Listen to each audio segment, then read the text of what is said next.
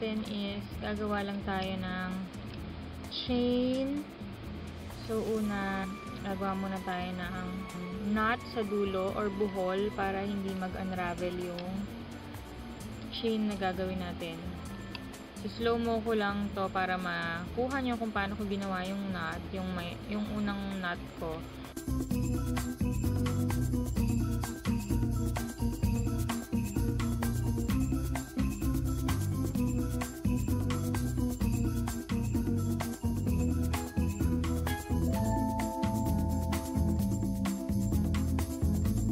And then, katapos nun, gagawa tayo ng chain. Para magawa mo to, ang gagawin mo lang is, i-hook mo yung yarn.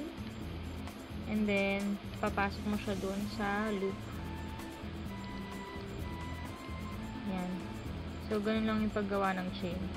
So, ganito lang. Gagawin mo lang yan hanggang sa ma-achieve mo yung length na gusto mo, or isukat mo na siya sa circumference ng ulo mo para malaman mo kung enough na yung size for you.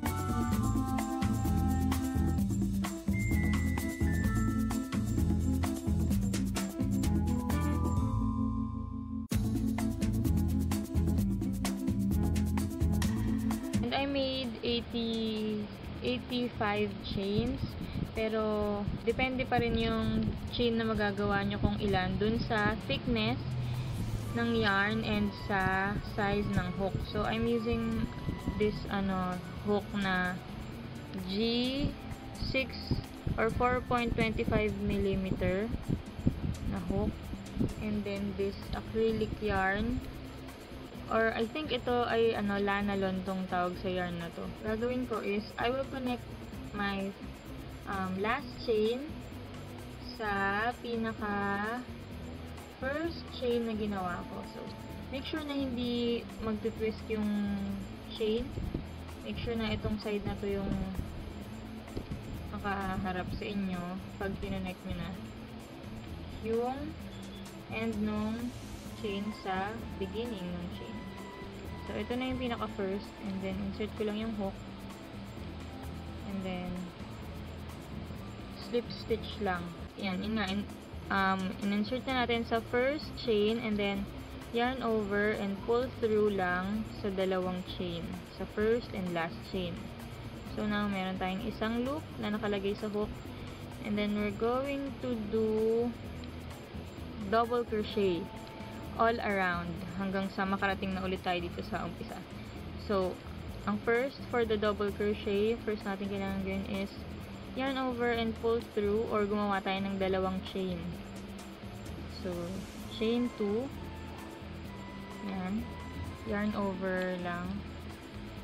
Tapos, papasok mo lang yung hook dun sa second chain. And then, so tatlo na ngayon yung loop.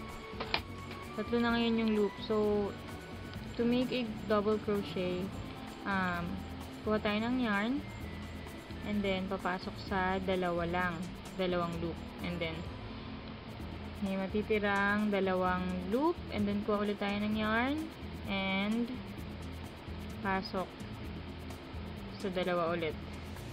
So that's the double crochet. So ganyan lang gagawin natin all the way around this. So ulit, yarn over, so diba yan, yarn over lang, and then pasok sa next chain, yarn over, pull through, yarn over, pull through 2 loops, and then yarn over, pull through 2 loops again. So that's what we call the double crochet. So yeah, so ito na, isang double crochet na lang para makonect ko siya doon sa pinaka first na ginawa ko. So again, yarn over, and make sure na hindi naka-twist yung yan.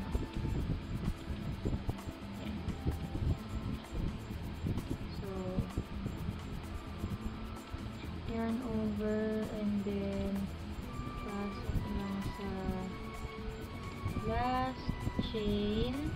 Hindi ko siya makuha. So here, and then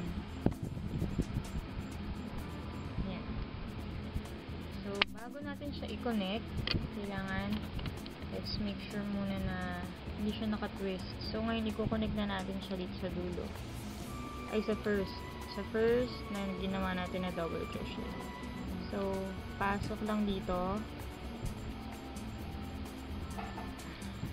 And then, yarn over, pull through, and then pull through again. Slip stitch yun. And then, for the second round, ganun lang ulit yung gagawin natin. So, we're going to double crochet all around this circle. Kita nyo, medyo malapit kasi yung camera kaya hindi siya makuha. Yan. Double crochet all around lang hanggang sa ang thickness na niya is 2 to 3 inches depende kung gaano kahaba yung gusto nyong gawing beanie. Start na sa second round. So again, we're going to chain 2, 1, 2, and then yarn over. Ito yung first stitch. So ito yon, kita nyo, ayan o.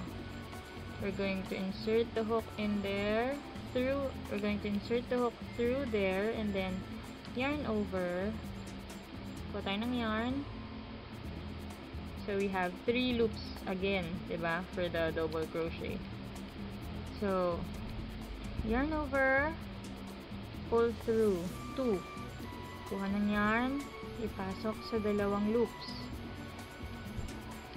So ganito siya.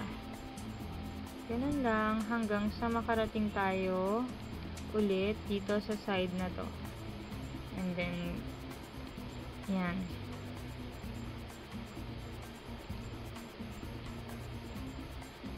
Kita nyo ba? Yan. Dalawa. Yarn over, pull through, yarn over, pull through 2, yarn over, pull through 2. Ganun lang hanggang sa makarating tayo sa other side, and then we're going to slip stitch na ulit dito. So babalik ako pag natapos ko na. So ito na, dito na ako sa other side, and I'm just going to do one last double crochet and slip stitch ulit to lock.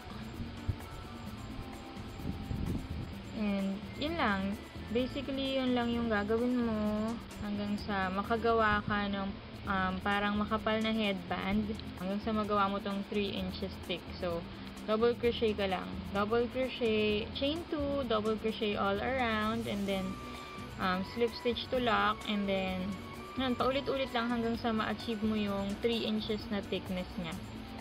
So babalik ako ulit pag nagawa ko na yung 3 inches thickness, and then I will show you kung ano yung susunod na gagawin after that. So ito na yung natapos ko, and I decided to make it 3.5 inches itong thickness niya. So ayan, 3.5 inches siya.